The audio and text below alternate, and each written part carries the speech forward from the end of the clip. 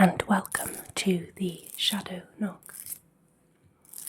This evening we are visiting the Hellfire Caves in West Wycombe in Buckinghamshire, not to be confused with the Hellfire Club in Dublin that we covered a few weeks ago. So deep beneath the quiet village of West Wycombe lies a network of tunnels carved directly into the chalk hillside, hidden from view yet heavy with centuries of scandal, secrecy and whispered legend. Above ground, the villagers appear calm and pastoral. A church, a mausoleum, and rolling countryside. But below, the caves stretch inward like a man-made underworld. The Hellfire Caves are not natural caverns. They were deliberately dug, shaped, and named to evoke descent, symbolism, and mystery. For nearly 300 years, stories have clung to these tunnels. Stories of excess, betrayal, grief, and spirits that never found a way back to the light.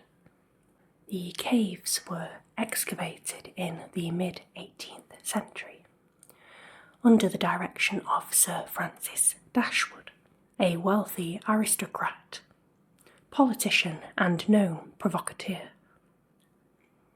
Officially, the digging was presented as a charitable project. Local men were employed during a period of economic hardship.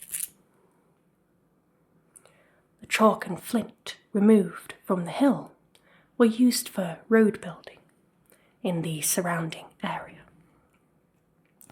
Unofficially, the scale and design of the caves suggested a far more theatrical purpose.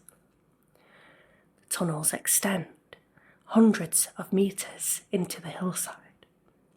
Chambers were deliberately widened, shaped, and given symbolic names.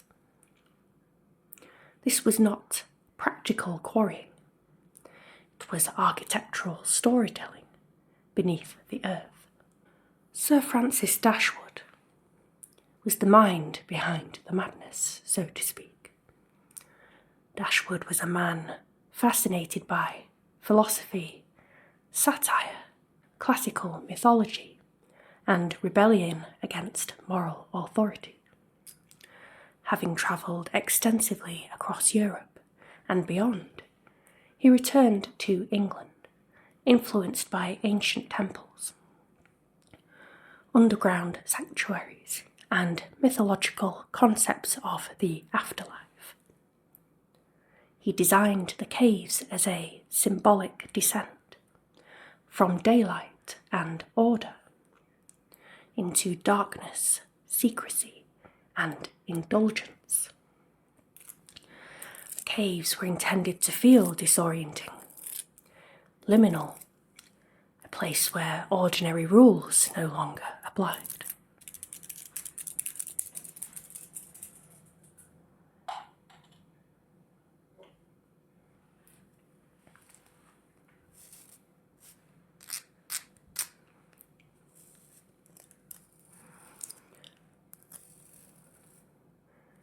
So let's talk about the landscape's dark symmetry. Above the caves sits St. Lawrence's Church and the Dashwood Mausoleum, perched prominently on the hill. Beneath them, the deepest chamber of caves, the inner temple, lies almost directly below. This alignment was intentional. A church and tombs above ground, a symbolic underworld below. Locals have long noted the unsettling idea that prayers and burials take place above chambers once associated with mock rituals and excess, The caves became a private meeting place of an exclusive group later known as the Hellfire Club. Members included influential men of the area, politicians, thinkers, and social elites. Meetings were deliberately hidden from public view. Guests would descend into the caves by torchlight. The journey itself was part of the experience, a physical and symbolic separation from society. Activities were surrounded by rumour, heavy drinking, elaborate dinners, satirical rituals parodying religion and morality. Some accounts suggest costumes, masks, and role-playing, blurring performance and belief.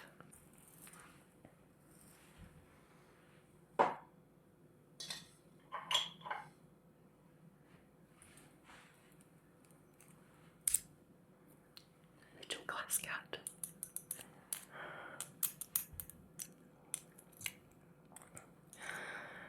The layout of the caves is described as a journey inward. The caves are experienced as a gradual descent, chamber by chamber.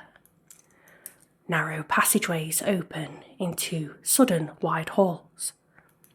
Low ceilings give way to towering spaces. Key chambers include the entrance hall, where daylight fades and echoes begin. The banqueting hall, vast enough to host feasts, voices bouncing unnaturally off chalk walls. The river Styx, a subterranean stream deliberately named after the river of the dead. And the inner temple, the deepest and most isolated chamber, thick with silence and cold. Visitors often report that the deeper they go, the heavier the atmosphere feels. Let's talk about some ghost stories and paranormal legends in the caves. There is a white lady of the caves named Suki. Suki is the most famous spirit associated with the Hellfire Caves. She is usually described as a young servant girl or barmaid, often linked to a nearby inn.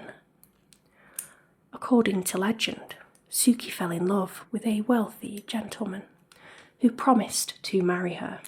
Local men, resentful or jealous, deceived her. She received a letter instructing her to dress in white and meet her lover in the caves. Alone, dressed as a bride, Suki entered the tunnels at night. Instead of her lover, she was met with cruelty and violence. She later died from her injuries, her wedding dress never fulfilling its promise. Suki is said to appear as a pale young woman in a flowing white dress, sometimes solid, sometimes barely more than a mist. Sightings often occur in deeper sections of the caves, near narrow tunnels or bends where visibility is poor. And visitors report sudden sadness or emotional heaviness, cold drafts that move against the natural airflow, and the feeling of being watched by something sorrowful rather than threatening.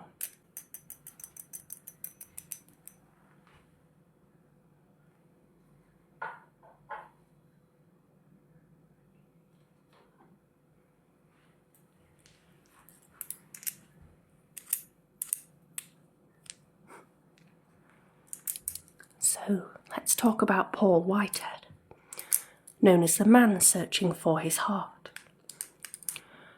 Paul Whitehead was closely connected to the Hellfire Club and served as its steward.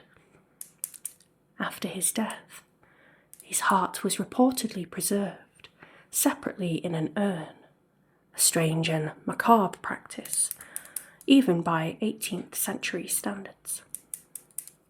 at some point the heart was stolen or went missing. Legend claims Whitehead's spirit now roams the caves, searching for what was taken from him. Whitehead's presence is described as subtle but unsettling. Footsteps that follow and then abruptly stop. Sensation of someone standing just behind you. And some say his spirit lingers near pedestals or alcoves, as though still guarding or mourning something sacred. There are also spectral nuns and masked figures in the caves. Stories persist of shadowy figures dressed in habits or period clothing. These may stem from theatrical costumes worn during Hellfire gatherings, or mock religious pageantry that blurred the lines between satire and sacrilege. Witnesses describe tall, silent figures standing motionless, shapes that vanish when approached, and the ambiguity of whether these apparitions are memories, imagination, or something else entirely adds to their unease. One of the most disturbing reports involves the sound of crying babies deep within the caves. Visitors and investigators have described soft crying echoing through chambers where no children are present, footsteps on loose stone, and knocks and impacts with no visible source. The acoustics of the caves amplify and distort sound, making it difficult to tell where noises originate, adding to the fear. Many people who visit the Hellfire Caves report something that cannot be clearly described.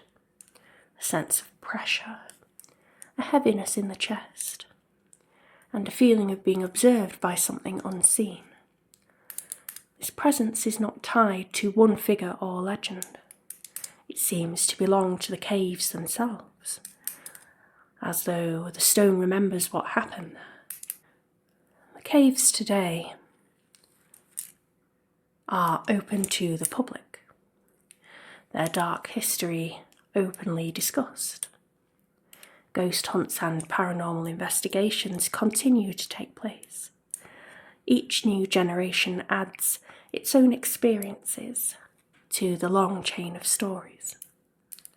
Whether one believes in ghosts or not, the caves remain a place where imagination, history and fear overlap. So the Hellfire Caves were built as a place apart from the world, a deliberate descent into darkness. The men who dug them are gone. The gatherings have ended, yet the stories remain. And once you step inside, it becomes easy to believe that not everything left. Have you ever been to the Hellfire Caves? Let me know your experiences down below. And before you go, we will do your oracle card reading.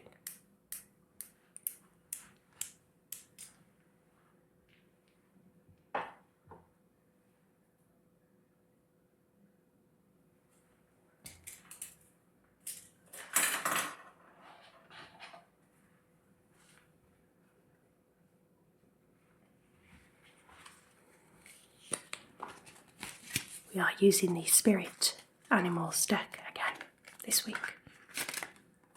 As usual, I will draw one card and you can interpret it however you like. Okay.